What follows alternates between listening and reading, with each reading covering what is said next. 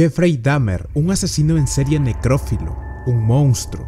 A continuación te presentaré videos inéditos del carnicero de Milwaukee, un criminal que conmocionó a Estados Unidos y a todo el mundo con todos los horripilantes crímenes que cometió. The other procedure that you utilized was to drill holes through the bone, through the skull areas. Yes. What did you inject into the holes? Sometimes hot water, sometimes a weak acid solution. Número 5. En casa. En el puesto 5 veremos un video grabado por Lionel Dahmer, padre de Jeffrey. So what have you been doing lately? Working and working and working and working? Working next week, starting Monday, I go back to work Sunday nights. Oh, And, boy. So you go back to work this Sunday night? Great. Yep. You looking good though, look nice and trim. Oh, that's good to hear. You look like you're working out. No. Aren't you? Oh, I haven't worked. Looking at Jeff, he looks entirely normal, clean cut, very nicely dressed, responds very sociably. There's nothing to indicate, really, that he had recently killed people. So you're looking good. Grandma was saying that she thought that you got quite a bit thinner, but you look fit. I don't know. Well, I've been surviving mostly on McDonald's food. It's just so much easier just to pop into a restaurant. But Yeah, like I said before, it gets too expensive, and it does. I have to start eating at home more. And of course, you woke up at what, 8 this morning? Right. And then you cleaned up your apartment really nicely so you could show us what it looks like. Yeah, I want you to come over if you feel like it. I haven't done any dusting or vacuuming or anything. I do that on Sundays. But, Número 4. Confesión. Jeffrey relata con total tranquilidad qué métodos usó para engañar a sus víctimas y qué les hacía a los cuerpos después de ello. He would make offers to lure young men by offering them money. sometimes, yes.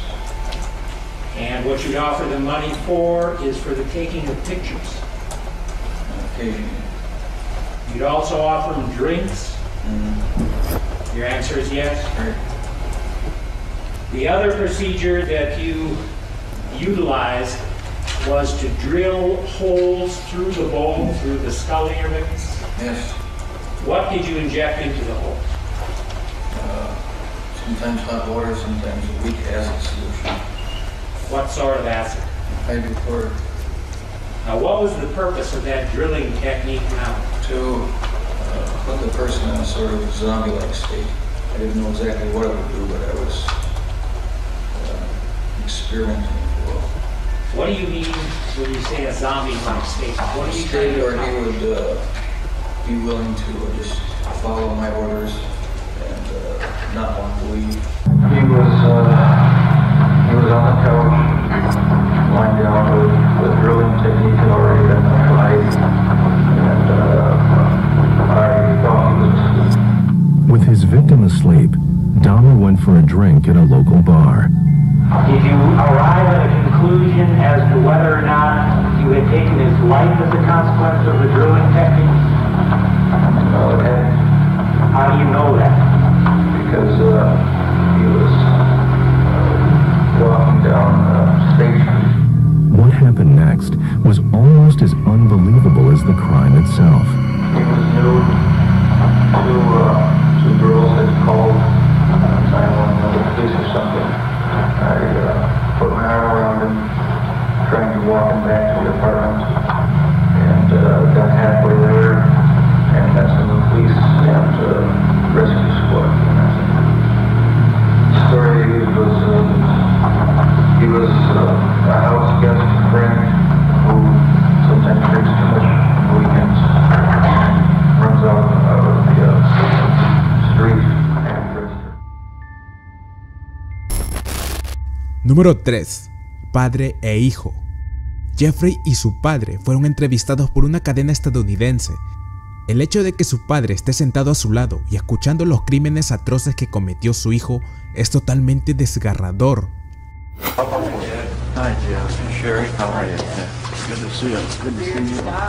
Your dad comes here to visit about once a month, but I get the impression that that the two of you don't talk a lot about everything that happened, about the crimes in particular.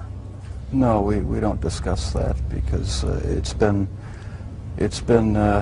gone over so thoroughly in the papers and the media that there's just really no point in going into any in-depth talks about it. We talk about our family, home, how things used to be, what prison life is like here now. Jeff, do you remember your earliest experience and earliest interest, fascination with the inside of animals? Where that came from? In 9th grade, in biology class, we had the usual dissection of fetal pigs. I took the remains of that home and kept the skeleton of it. And I just started branching out, dogs, cats. I suppose it could have turned into a normal hobby like taxidermy, but it didn't. It veered off into this. Why, I don't know. Where did sex enter in to the killings, Jeff? It was a big part of it. My only objective was to find the best looking guy that I could. Their sexual preference didn't matter to me. Did their race matter to you? No, their race didn't matter to me. The first two young men were white. The third young man was American Indian. The fourth and fifth were Hispanic. So no, race had nothing to do with it. It was just their looks. Was there something sexual in the dismemberment of the bodies for you? As time went on, yes, I did get there was a sexual part to that. I started saving the skeletons and preserving other parts, and one thing led to another. It took more and more deviant type behaviors to satisfy my urges, and so it just spiraled out of control. Why the cannibalism? It made me feel like they were a permanent part of me. Besides the just mere curiosity of what it would be like, it made them feel that they were a part of me, and it gave me a sexual satisfaction to do that. I tell you, Dad, I'm really sorry that this has happened, and I love you a lot. I love you too. I'm sorry. Don't be sorry. We haven't always shown it a lot, but I do love him a great deal. Número 2. En prisión. Luego de su arresto en el año 1991 se tomaron estas fotos y se grabaron videos inéditos en la institución correccional de Columbia, Wisconsin.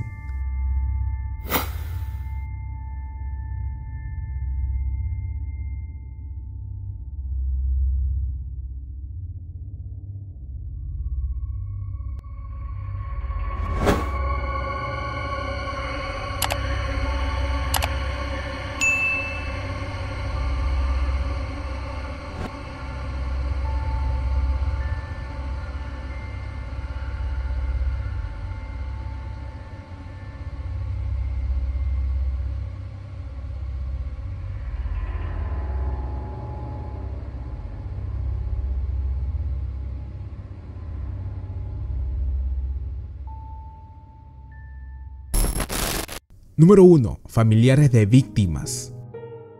Una de las partes más desgarradoras del caso, el sufrimiento de los familiares de las víctimas en la corte. Veamos las reacciones. Sir, would you likewise identify yourself for the record? Good morning, my name is Stanley Miller. I'm the uncle of Ernest Miller. And I've been given this opportunity to come before you on behalf of the Miller family. We want to say that there's no place in a civilized society for anyone who shows no regards for life, especially in the form and manner that Jeffrey Dahmer has shown. We can't afford to have anyone preying nor stalking our people, no matter what our difference may be. How can we as a civilized people accept the responsibility of ever considering putting someone of this nature back into society. Judge Graham, we ask that you see fit to give Jeffrey Dahmer the maximum sentence. I'm not for the death penalty, but you are a perfect candidate. Again, ma'am, would you first identify yourself, please? My name is Shirley Hughes, and I'm Tony Anthony Hughes' mother. First of all, thank God, and to give thanks to the judge and to Mr. McCann for the verdict that came in. I would like to say to Jeffrey Dahmer that he don't know the pain, the hurt, the loss, and the mental state that he had put our family in. That 2 fingers and 1 thumb means I love you in sign language. My son was deaf. When you cry, take 1 teardrop and place it outside your window ledge. And when I pass by, I'll exchange it for 1 of mine. 2 fingers and 1 thumb, Mom. Thank you, ma'am. Again, ma'am, would you first identify yourself? My name is Dorothy Strader. I'm Curtis Strader's mother. I didn't have nothing prepared to say. It's just a few things that I would like to say. You took my 17-year-old son away from me. I'll never get a chance to tell him that I loved him. You took my daughter's only brother away from her. She'll never have a chance to sing and dance with him again. You took my mother's oldest grandchild from her, and for that I can never forgive you. I hope you can deal with what you've done. I'm trying hard to. You almost destroyed me, but I refuse to let you destroy me. I will carry on. Thank you, ma'am.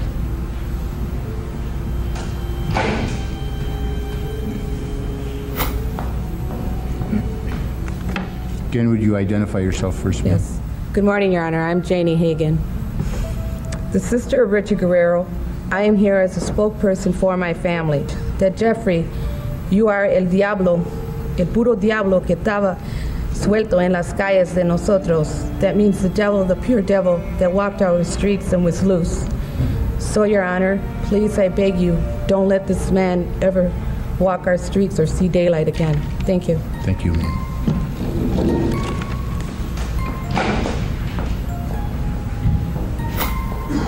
Good morning, Your Honor. My name is Inez Thomas, and I'm the mother of David Thomas. First, I want to let you know, Jeffrey Dahmer, about the pain that you caused my family. That was my baby boy that you took away from me, his sisters and brothers, and they can't hardly deal with this. Good morning, Your Honor. My name is Donald Bradoff. For the Bradoff family, as much as love in our family close, my mother gave 5 beautiful kids. We lost, he destroyed the baby of the family, and I hope you go to hell. I love this world. You guys did a wonderful job. Bottom of my heart, thank to God, I got a lot of strength. Thank you all. God bless America. Excuse me.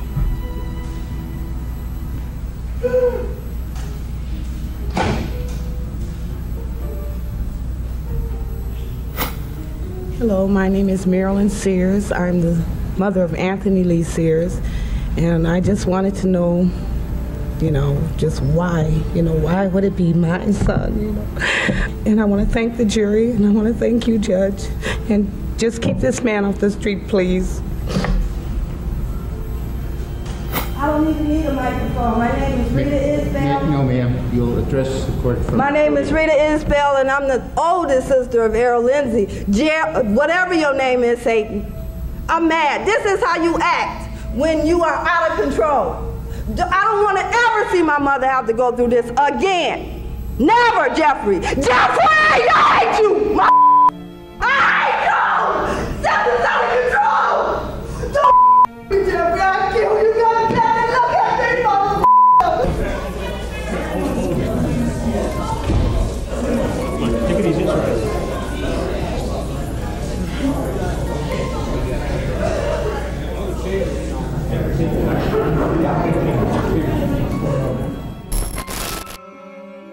Me gustaría saber qué opinión tienes respecto a este horrible caso, así que no olvides dejar tu comentario aquí abajo. Ahora sí nos vemos en el próximo video, compa.